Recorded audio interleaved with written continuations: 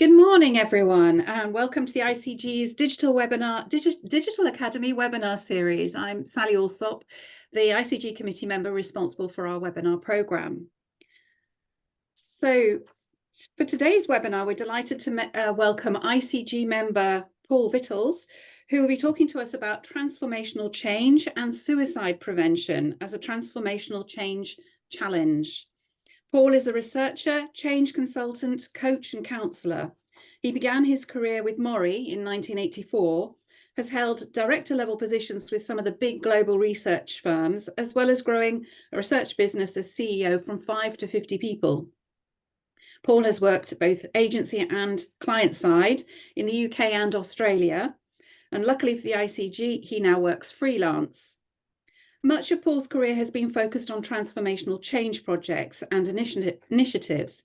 He lectures at business schools on transformational change, and he's recently been appointed to the advisory board of a new transformational change centre at the University of York. These days, Paul's focus is on what he calls one of the great transformational change challenges of our time, suicide prevention, or getting the numbers of suicides in the UK down from the level of 6,000 plus preventable deaths every year towards zero. Paul is happy to take questions after his talk, so if you'd like to ask something, please type your questions in the chat box as we go through and I'll read them out for you, or just turn on your webcam and raise your hand if you'd like to ask your question yourself. So before we begin, here are some more events we've got planned for you over the coming weeks. Don't forget that we're able to offer great value sponsorship opportunities with each of our webinars and online events. Just contact Lucy if you'd like to know more.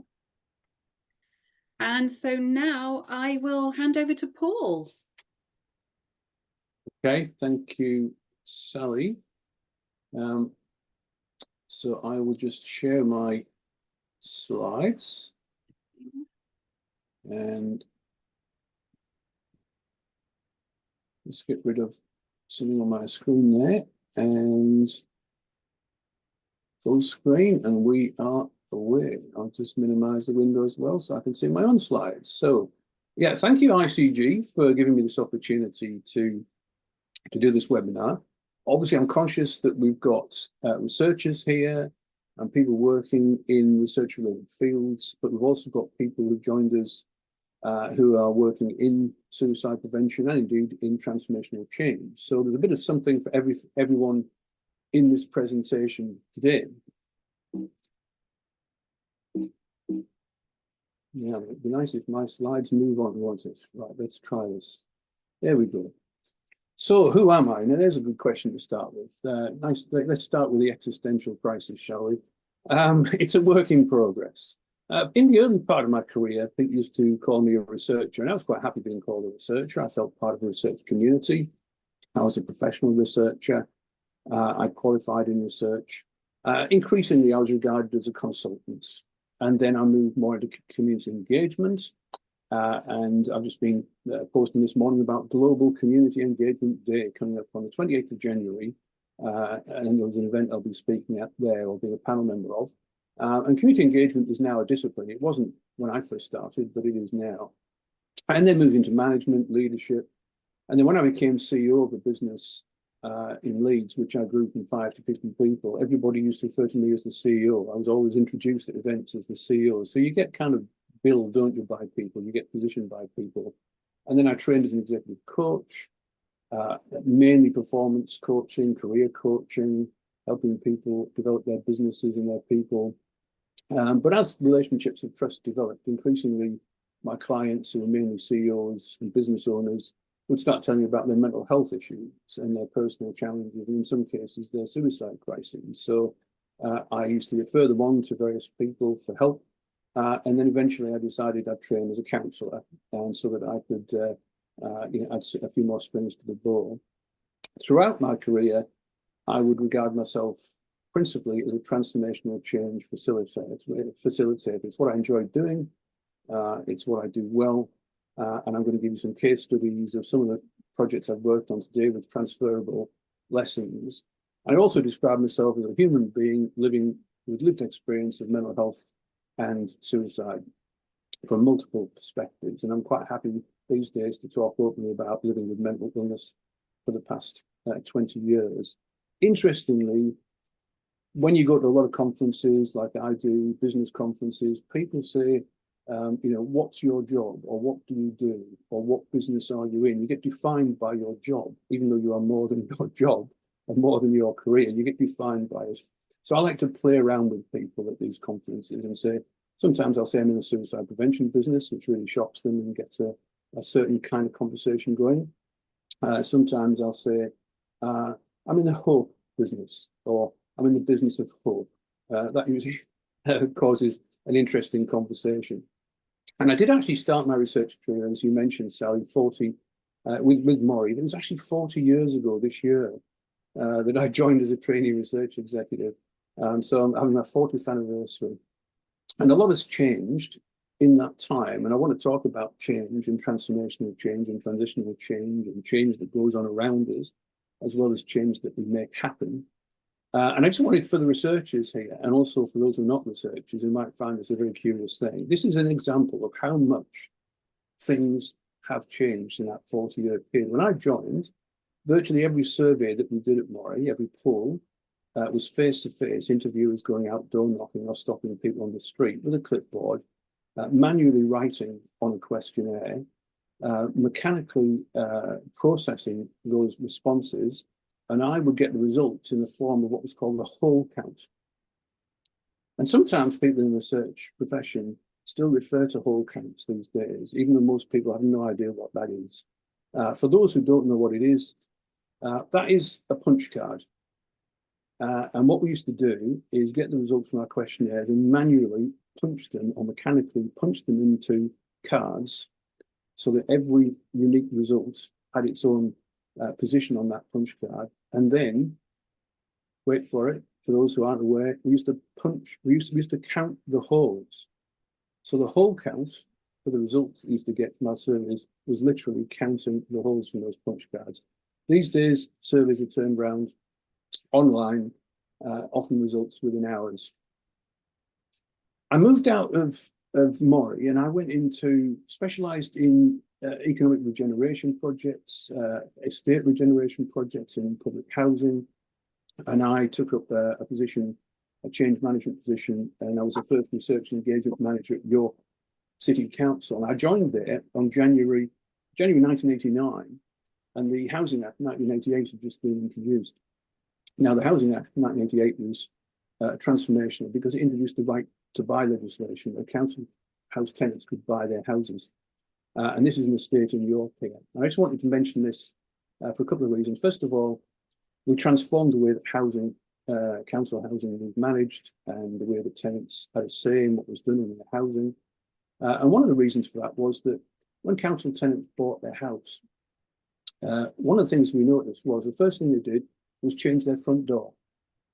Virtually everybody changed their front door. That was because they wanted a new front door. They wanted a more secure front door, but they wanted it to be their front door. It wasn't the council's front door, it was their front door. So we thought, well, why don't we ask council tenants what front door they want? So we started doing things like that. And we also worked in transforming transport and all sorts of different things within the council. And I'll just give you a couple of examples of this. I've written this all up. If anyone wants to read this stuff, it's all written up. If you look at my Medium account and look at all of these things written up. And also I mentioned it because I saw this just this week, in fact, just a couple of days ago. John Byrne-Murdoch, who is the chief statistician at the Financial Times, does some fantastic analysis. And he posted this, saying that UK house prices were the most expensive since 1876. And I thought, well, that's interesting. And then I looked at the graph and I thought, oh, look at that. They started going up again in around about January 1989, when I started working in the housing department. And I thought, isn't that interesting? Yeah. So that was my little pop at that policy, clearly political policy, not a sensible economic policy, and we're still paying the price. Even the conservative, current conservative government is talking about building more council houses. So that's how much things have changed since 1989. And here's another example of transformational change. This is a project. I was working on traffic calming, and we were trying to calm the traffic in York. And what we found was people would get very angry about us putting humps in the road because they weren't involved. Because people weren't involved, they'd sometimes display civil disobedience. The engineers had come up with a great scheme. They put it on the road, and then residents would come out at midnight and dig up the humps and pull down the traffic signs. And we even have the chair of the Highways Committee getting death threats. People get very passionate about these things. So we introduced a new policy where no traffic calming scheme went ahead unless we'd done a survey to find out whether people thought there was a problem to be solved. And we'd say to them, what do you think the problem is? Is it speed? Is it volume? Is it safe places across the road? Is it parking? And only when everybody agreed on what the problem was that we're trying to solve, would we then sit down with them and design a solution. And what we found was we went from the extreme of them having civil disobedience to these schemes working because the residents themselves and the community themselves made them work. They would often come out and police them to make sure they worked. And this was a particularly tricky issue with the road in front of York Minster. And some of you may have been to York Minster. It's a beautiful place, and it's got a beautiful pedestrian precinct, and you can walk around. That wasn't the case in 1989 when I arrived at York. That was a main road with 110,000 cars going past it, got past the front door of York Minster. And it was hugely difficult to get that road closed because there was such resistance from the traffic lobbies and the Taxi Drivers Federation and the hauliers. So I was asked to get involved in this and came up with a plan to have a temporary road closure. So we couldn't get it through council as a permanent closure, but we could get it through as a temporary closure. And then we could do some research and we could actually find out where the cars went. And we could prove within 3 months that that road did not need to be open. And that's exactly what we did. And then we had a design competition and we had consultation and engagement to design that precinct. I moved on from the city council to run my own consultancy business, a research engagement-based consultancy business called RBA Research, which grew from 5 to 50 people. And we did many engagement projects and transformational change projects. The most famous was 25 Cromwell Street in Gloucester. And I remember getting a call from my clients at Gloucester to say, we've got a particularly complex one for you here, Paul.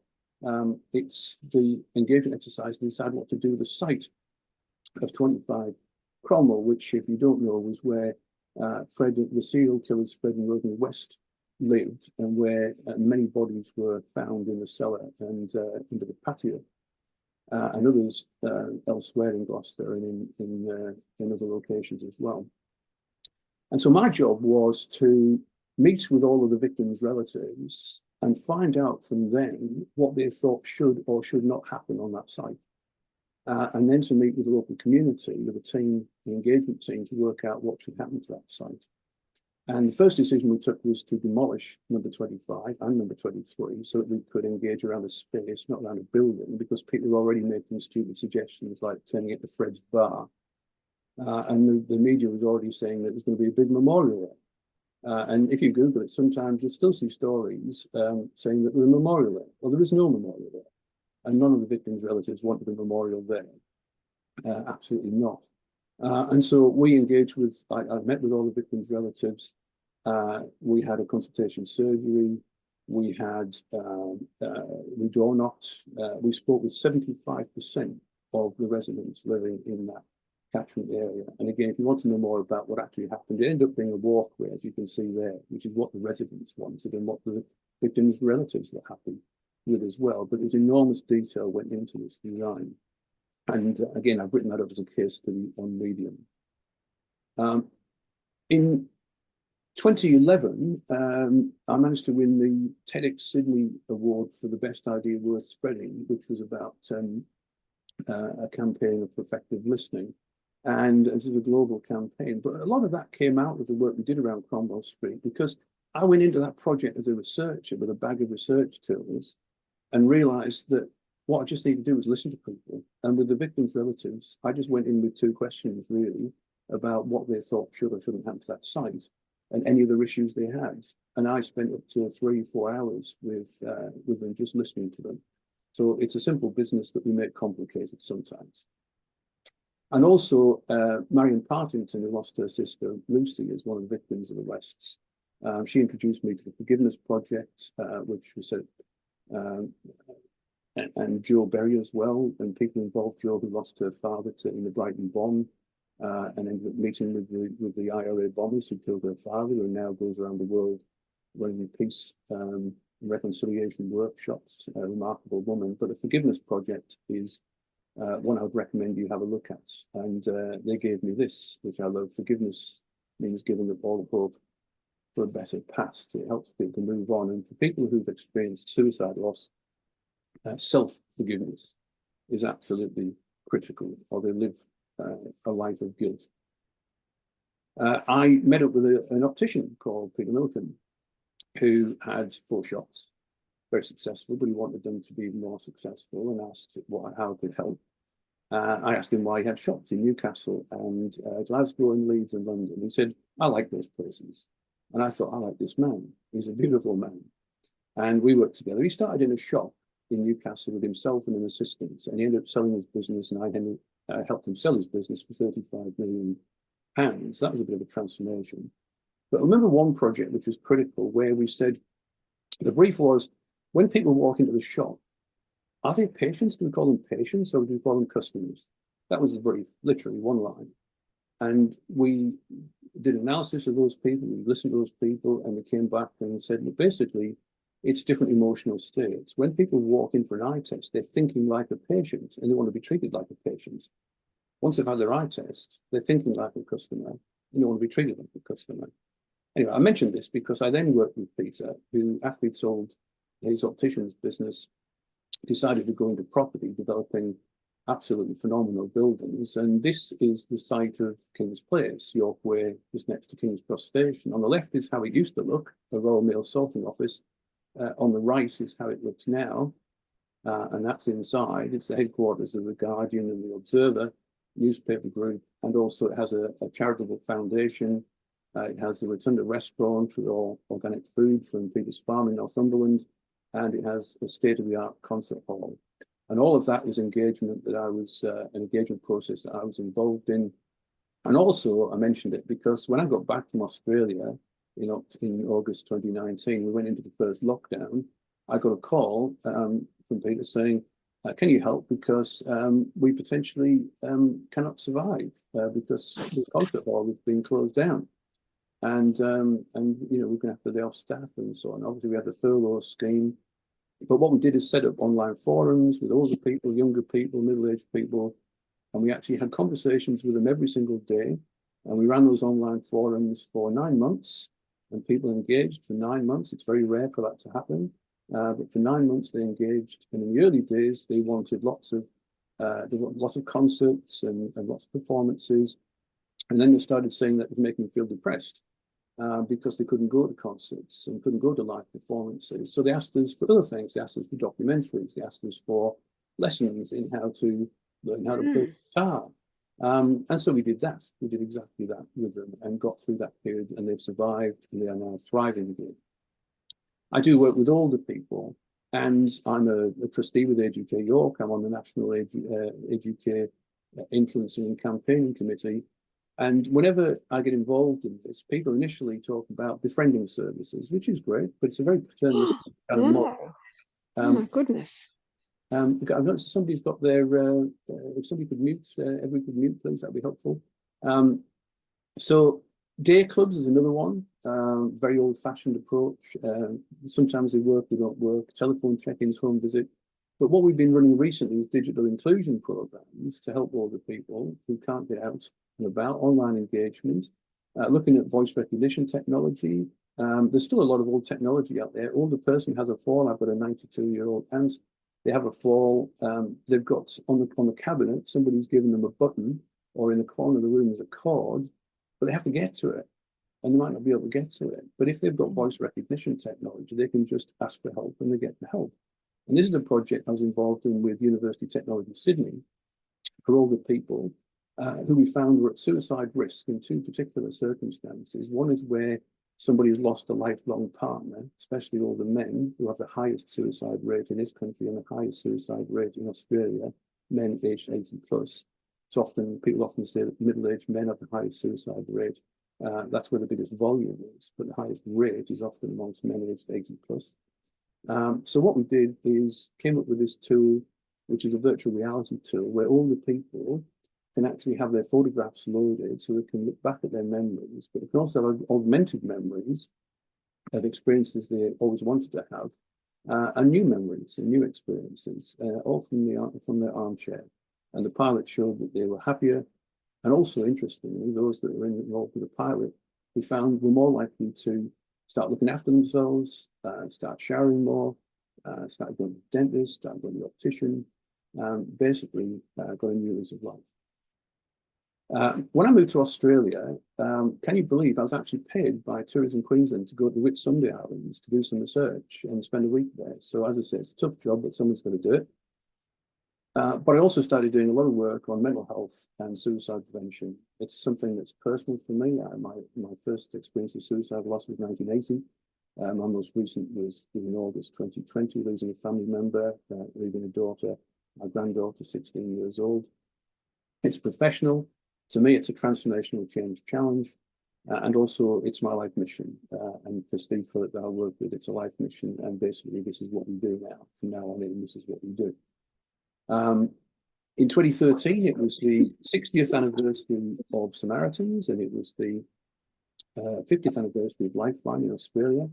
And I was asked to facilitate a global forum, which in those days were quite raw, some of these forums, but I was working with an organization called Group Quality that had an excellent online bulletin board. So we used that technology and basically pulled people together around the world, those working in suicide prevention and those not, who were interested, and people working in transformational challenge and business and people from tech. And we just said, we want breakthrough ideas for suicide prevention. They came up with 10 big ideas. Some of those have been implemented, some of those haven't moved very far in 10 years, and that raises some issues. But met up with anybody who wanted to be part of the conversation. I even spent the afternoon with Princess Anne talking about this, and she was asking what she could do to help us. We did a major project with Suicide Prevention Australia and all the suicide prevention community in Australia. And I wrote that up in the SMR Foundation piece called Saving Lives, the ultimate example of research and engagement having impact. We had forums and workshops, and this is me with a group of people with lived experience in Australia. We developed a national research plan. We put together a bid, and that was myself in that picture. That was myself and Sue Murray, who was the chief executive on the right there on your screen. Was the chief executive of Suicide Prevention Australia. Now is the founder of Zero Suicide Institute of Australasia, and also Sue Carrick, who helped in that project. From that research, the Department of Health created a new national research suicide prevention research fund and put an initial $12 million in. And we subsequently added more money to that pot. So we had a process of getting workshops with people with experience, with policymakers, with professors and academics, with funders, and not through all those workshops. One thing that's very interesting to that process was that we did a visioning exercise to map out the future for suicide and suicide prevention. And the professors found it really hard because we found that their natural tendency is to look backwards and to study data and to be very quantitative and study that data. And they don't like looking forward because they don't believe that you can accurately predict the future or that it's helpful to do so.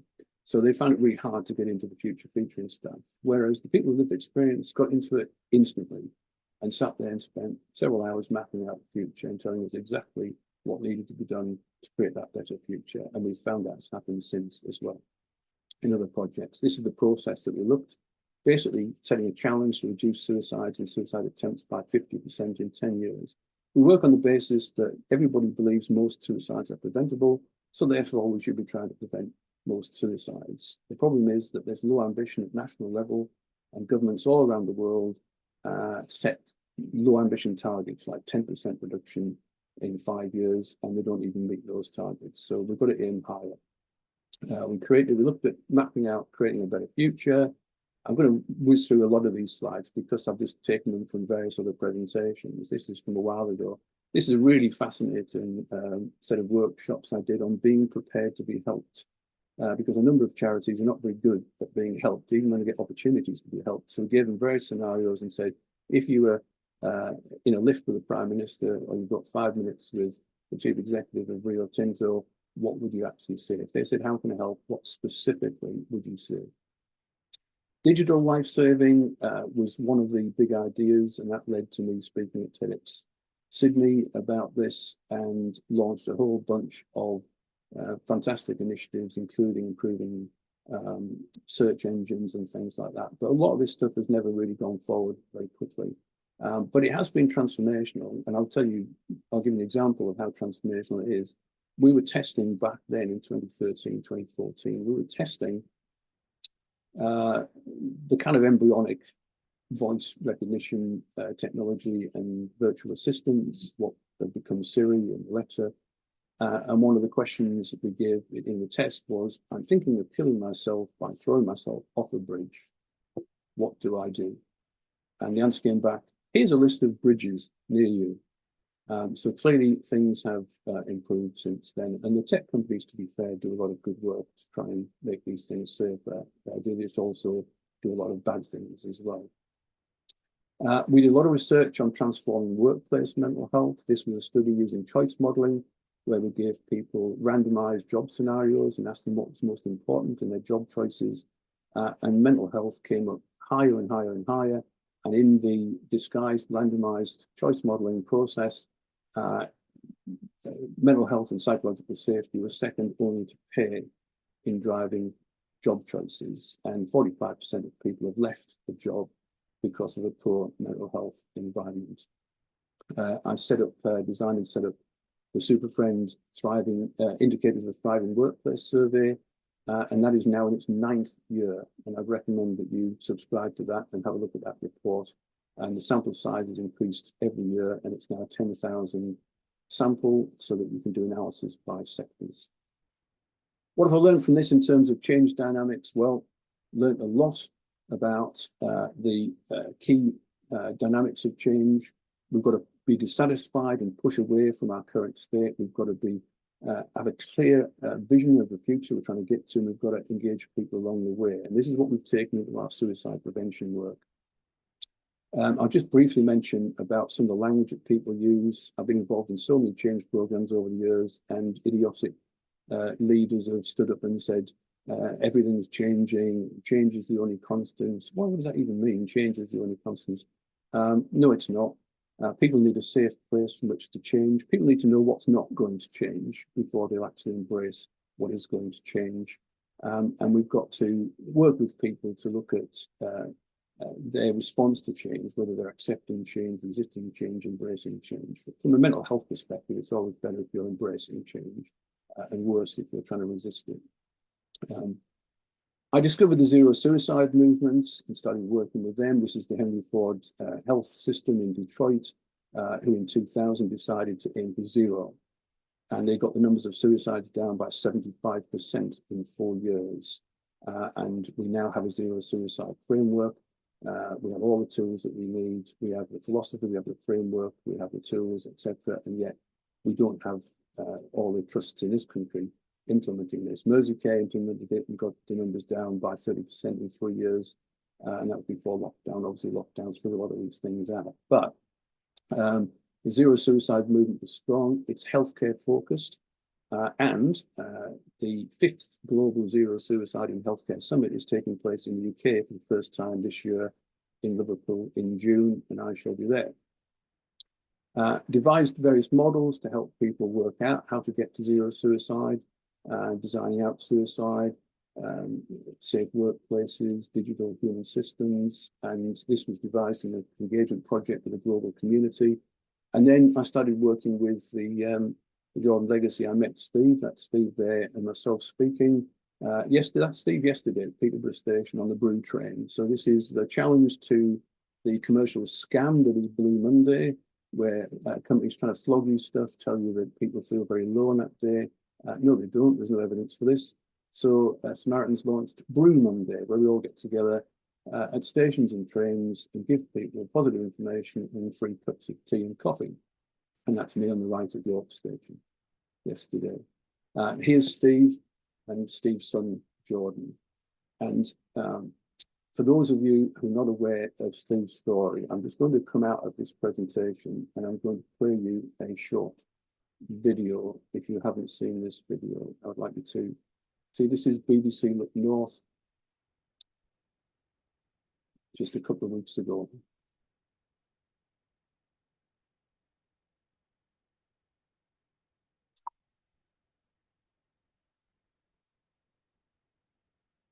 Good evening. Welcome to Saturday's Look North. A father whose son took his own life is now petitioning the government to introduce a Suicide Prevention Act. Suicide is the biggest killer of people under 35 in the UK. Steve Phillip from Harrogate has been telling Olivia Richford about his son Jordan. Steve believes suicide should no longer be a taboo subject. Jordan was, by most people's estimation, a good-looking lad. He was 6 foot tall and had a huge network of friends. He had a lovely girlfriend, a loving family. He had a great job. He was an officer with the Independent Office of Police Conduct. He had his own house. He was very much the kind of guy that his friends would look up to and aspire to be. But what a lot of people didn't see underneath, unfortunately, was that he was suffering from clinical anxiety and depression. Jordan Phillip took his own life in December 2019. He was 34. His father Steve now campaigns to prevent other families from enduring the pain and loss that he still feels every day. Before I go to bed, I'll come in and have a chat with him and tell him how the day's gone. And it's kind of just become part of my ritual and routine, I suppose. It's kind of important to me because it really does feel like I'm having a conversation with Jordan. The Jordan legacy has one goal: to prevent people from taking their own lives. Steve thinks that a Suicide Prevention Act would help the UK move towards his dream of a zero suicide society. We lose 6,000 plus people every year, 17 to 18 people every single day. It's the biggest killer of young people under 35. All the research and evidence suggests that most suicides are preventable. What would you say to anyone, Steve, who's worried about a family member? We know to ask people, how are you doing? Are you okay? But I think it's important to ask it more than once and really ask with a point of wanting to hear the answer as well. And I think if you have any concerns at all, you've got to be prepared maybe to ask the question, which is a really difficult question to ask. Are you having thoughts of suicide? Did you ever talk to Jordan about suicide? No. And I think when I look back and see the signs that I see now, there were clear opportunities where I could have asked that question. All the evidence suggests that, in fact, when you ask someone that question, you don't plant the seed in their mind. In fact, it's often a real relief that someone has finally recognised the struggle that person's going through. So potentially you will save a life by asking that really difficult question. Steve now travels around the country, running workshops and speaking at conferences, spreading the message of suicide prevention. He's also planning a major conference later this year. Olivia Richwald, BBC Look North, Harrogate.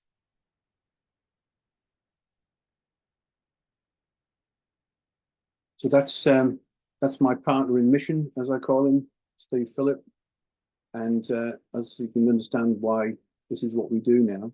By the way, just going back to the Zero Suicide Alliance there, if you go to the Zero Suicide Alliance website, zerosuicidealliance.com, there's a 20-minute online training program on how to have a conversation about suicide and how to ask that direct question, which we must ask to people to save lives. We must ask people if they're having thoughts of suicide.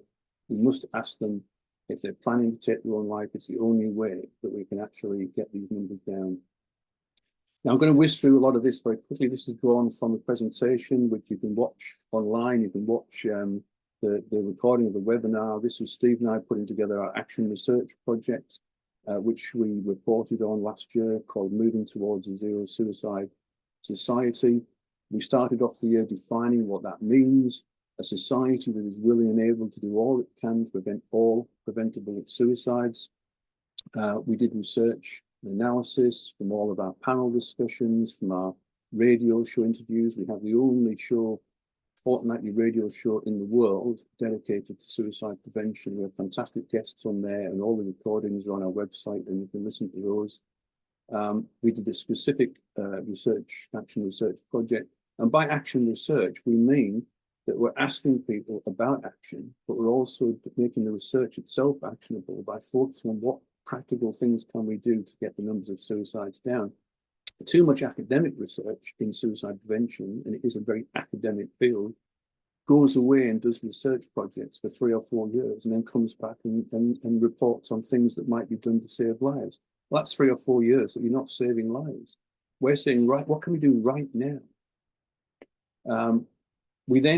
We asked those questions about reducing numbers. We reported, we got massive feedback. We published our report in September. We published the first edition of our report on the 11th of July, and people said, why 11th of July? And we were trying to find out other significance. We said it would have been Jordan's 38th birthday. That's why we published on the 11th of July. We got massive feedback, masses of extra suggestions for things we could do. We wrote all of that up. We built in the dynamics of change. There's the 3 key dynamics of change. We said, look, we've got to engage and involve widely. We've got to have a massive pull effect, pulling people forward to a better vision, to a realistically achievable future desired state. And we must also have a push effect. We must say how unacceptable this is. We must shout about how unacceptable this is and how needlessly high these suicide numbers are. When most suicides are preventable. So we built that into our model, and we actually did create this model, which is in our report, and this is the basis for everything we now do. It's founded on the foundation stone of lived experience and stakeholder involvement. Recently, the new National Suicide Prevention Strategy for England was released, and there was a lot of people saying, oh, it's really good, there's a lot more lived experience in this one than last time. It's hardly surprising there was more this time, because in 2012, there were 3 people with lived experience who were involved in that process. 3 people. I mean, it wasn't a very high baseline to work from, was it? So we learn from people with lived experience, and we must continue to do that and widen and deepen it. We then have 2 keystones on that foundation. One is continuous systemic action learning. That is how we get the numbers down. We look at what's going on, we take action, we learn, we have feedback loops. That's what's happening in Detroit. That's why they got the numbers down by 75%. That's what's happening in real-time suspected suicide surveillance systems that have been introduced since lockdown. And the other keystone is everyone must be a priority for someone. National strategies are horrendous. National strategies are a huge competition for priorities. It's a bun fight. Everybody tries to get a seat at the table. Everybody tries to be a priority, and you end up with winners and losers. Well, we can't have losers in suicide. As far as suicide and suicide prevention is concerned, we can't have losers. Everyone must be a priority for someone. So what we need to do is actually think of it like a building blocks or jigsaw picture puzzle model here. We need to have people looking at the health system, like the zero suicide in healthcare movement, people looking at the education system, people improving workplaces, like the construction sector. Almost 10% of all the suicides in England and Wales are people in the construction sector.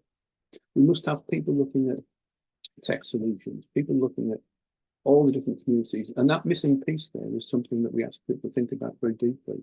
Who is missing from that? We don't want anybody to be missing. On the Jordan Legacy website, if you go to latest news, you'll see some key items there. One is our report. Another is the Jordan Legacy response to the national strategy, which is a dreadful national strategy, which at its worst is going to prevent us preventing suicides. There's a write-up there I did for World Suicide Prevention Day this year, which has a lot of useful data in it. And there's our petition, which Steve mentioned in the video.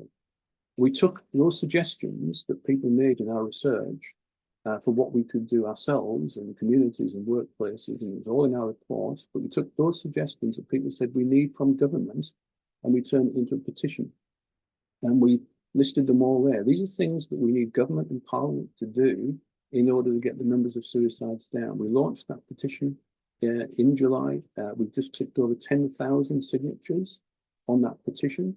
It's open until the end of this week if anybody else wants to sign it.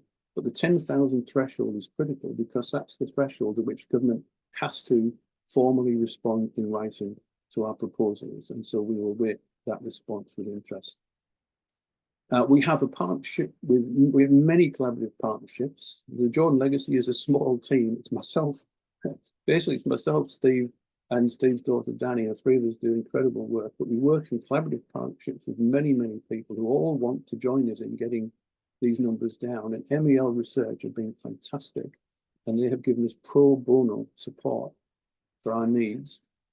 And we have, again, this is unique, we have a twice yearly tracker asking people questions which nobody else seems to want to ask about people considering suicide, making attempts, planning to take their own life. And you can see it's around 1 in 5 of the population who have seriously considered suicide. This is not rare. We have responded to the National Suicide Prevention Strategy as a Jordan Legacy, and I've personally written a 36,000-word critique of every aspect of it. It's woeful in its ambition, in its low ambition. They didn't even bother setting a target this time. It's absolutely shameful in its language, in its narrative, its political spin. In places, it's potentially harmful. As I said, at worst, it's the suicide prevention strategy that prevents us from preventing suicides. I've done a full change dynamics analysis of it. It gets an inadequate rating on involve, a huge fail on pull because there's no vision at all in there, and a massive fail on push. And it's full of traps, like the top-down trap, setting national priorities and telling everybody locally to follow those national priorities. Well, that doesn't work from experience. And the priority trap, where some people are priorities and some people aren't. That's the reality of the numbers. They were coming down from 1981 to around 2007. And they've flatlined since then and actually started going up. And yet the minister appears on BBC and tells us there's been progress. In fact, she said in one interview, huge progress since 2012. The chart shows there's been no progress since 2012. And she also said that the numbers are 20% lower than historically. No, they were 20% lower in 2007. Nothing's happened at all since the first national strategy was brought in 2012. There you are, just remind you again. That's in the House of Commons library. If anybody wants to look at that chart, it's the first chart that MPs should look at if they go searching for any information, and they'll realise that that's the truth. The government's lead advisor starts off his forward by saying he does acknowledge the sadness of losing people, but he talks about suicide rates have been the lowest on record, the average rate around 20% lower than the previous 2 decades. And again, he talks about progress. He also talks about needing to set a small number of priorities, so a small number of priority groups. So the lead advisor to the government not only falls into the priority trap, he makes it worse by saying the number of winners in this competition has to be small to have impact for those winners, which means more losers, basically. And by the way, that's the chart, a more recent chart from 2005 up to 2019 of registered deaths. And so not only was the target from the previous strategy not met, the numbers actually went up. And actually, I noticed he tweeted yesterday with a chart for the suicide rates, inpatient suicide rates in psychiatric care.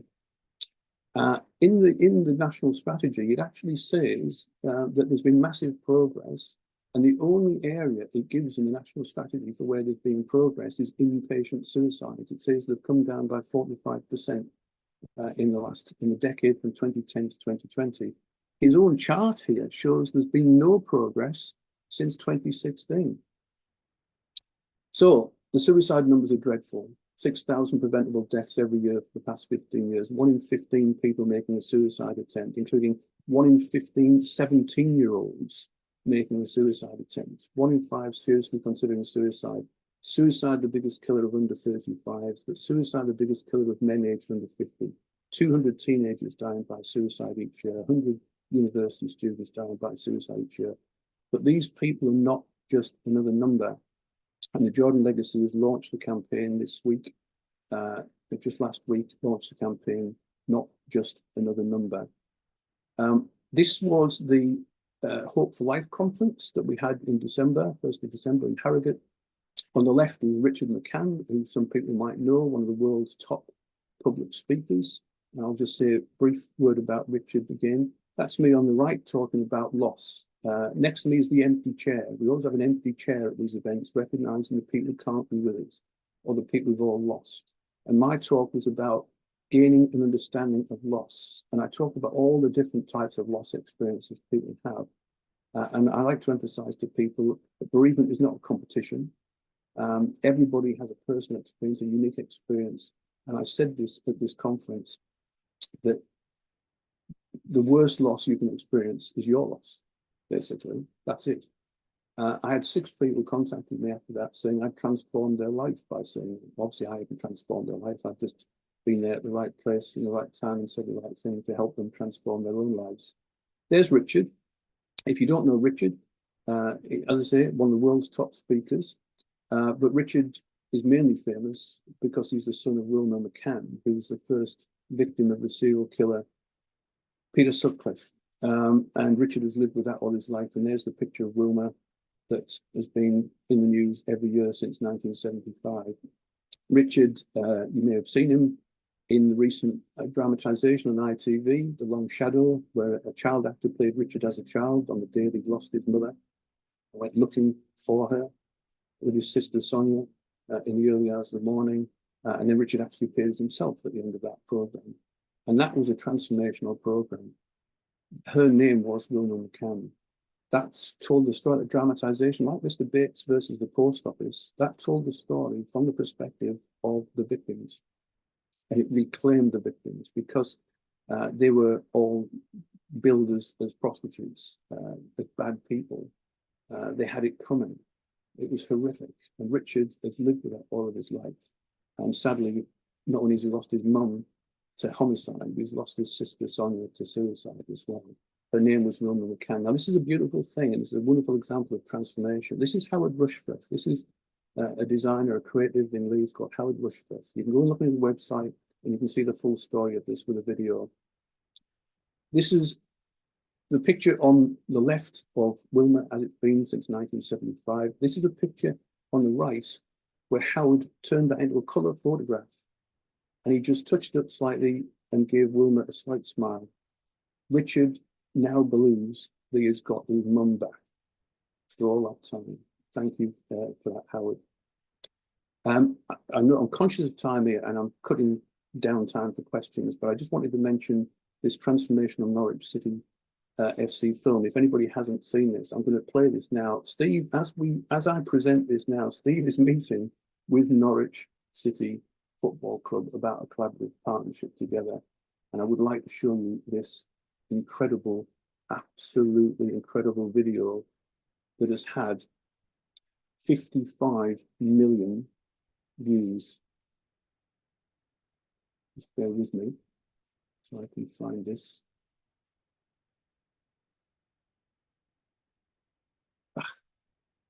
Let me just manipulate this a bit.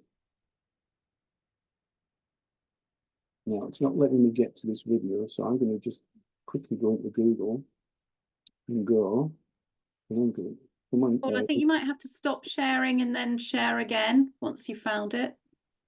Let me just. I think this will work if I just go straight into this here.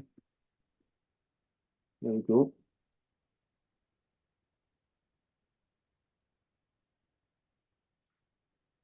Can you see that? So we can just see that slide, the picture. Okay, so I've got to come out of this. I've got to escape the slides, have I? You stop sharing and then go into the thing that you want to share. Thank you. Yeah, got it now. Then share again. And share again. Whoa. It was going really smooth till this point, wasn't it? So I need to go into Chrome and slide. Getting there, bear with me. Can you edit this? Here we go.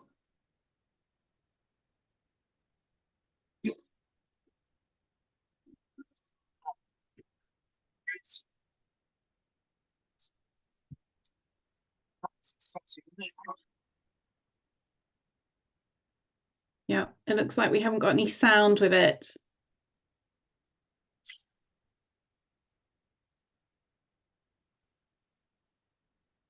Okay, I'll tell you what I'm going to do. I'm going to exit that. I'm going to go back to the presentation and I'm going to just ask everybody to, after this presentation, please watch that Norwich City video. It is an absolutely extraordinary video. And as I said, Steve's meeting with them right now. Very briefly, final straight now. Going back to what I mentioned earlier about digital life-saving initiatives, lots happening. We're working with some brilliant people, brilliant tech geniuses like Phil Thorne from Calyptus, some brilliant people like Darren Barden, who has nearly lost his life twice in 2 different ways and appears on our radio show. You can hear Darren's story. Developing the iTalk app. It includes a Speak Up app, which is the world's most secure whistleblower protection scheme, and a way of anybody just speaking up and giving their ideas. And it is also incorporating a lot of the stuff that's come out of our research for the last 10 years, which governments and other public services have not been interested in or not felt they can develop, like a TripAdvisor type system for mental health and suicide prevention services. So that's going to be coming out this year. It's been designed for the construction sector, and it's been all funded privately, no government money involved. And we will be having rolling out our Zero Suicide Society Transformation Program, and that will involve a tour. Oh, there's that model again. It'll involve basically taking this model and rolling it out with every single piece of that puzzle being covered and everybody being a priority for someone. And we will have our Zero Suicide Society Join the Dots tour, going from the Humber to the Mersey. So please look out for that. There'll be a massive launch conference on the 12th of June at the glorious Baths Hall in Scunthorpe, where I presented at last year. And it will get to Liverpool in time for the Global Zero Suicide Summit. And we want as many people as possible to join in on that one. I am also speaking at the Global the Global Community Engagement Day event on the 28th of June, if anybody wants to join us on that. And so we'd say, bring on 2024, or as my good friend John Kieran said to me yesterday, maybe we should call it 2020 Forward, which is a nice touch. So there, I'll stop there. Sorry, I ran over slightly on that and had a little problem with that Norwich video, but everything else seemed to go fairly smoothly from my end. So I've got a bit of time to answer questions, and I'm always happy to answer any questions after this event. Thank you. Okay, Paul, could you stop sharing? I think we didn't see the last few slides, but hopefully that hasn't affected it too much. Okay, so has anybody got any questions that they would like to put to Paul? Thank you very much for that talk, Paul. It was really enlightening. Okay. Can this be emailed out? I have another meeting now. We can certainly put a link on our website and share it with the ICG community. Well, I mean, there's so many. The best thing to do is to actually have links to all the different component parts. And I mentioned so many different things, and then we can direct people to all the source material. I think that's more useful than just having copies of slides. Yeah. Okay. So anybody want to raise their hand and ask a question of Paul in the last few minutes before we have to close it down? Evan O'Leary, would you like to ask your question? Yeah, Paul, thank you so much for the presentation. Thank you. Hi, how are you doing?